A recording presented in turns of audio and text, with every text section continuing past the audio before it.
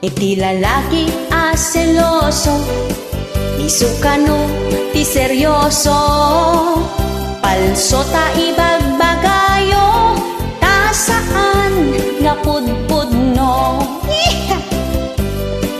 Ito lagid dat aramid da, isu nga agin seselos da, pati ex mo pagimunan da, iaramidan da kat istorya.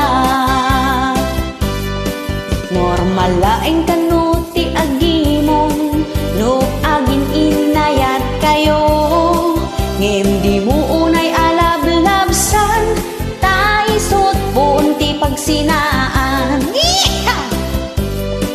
No ti lalaki selos a selos, inal daw nga agmurmuryot, patsin di ka nga adwa-dwa, isuti ada aramid na.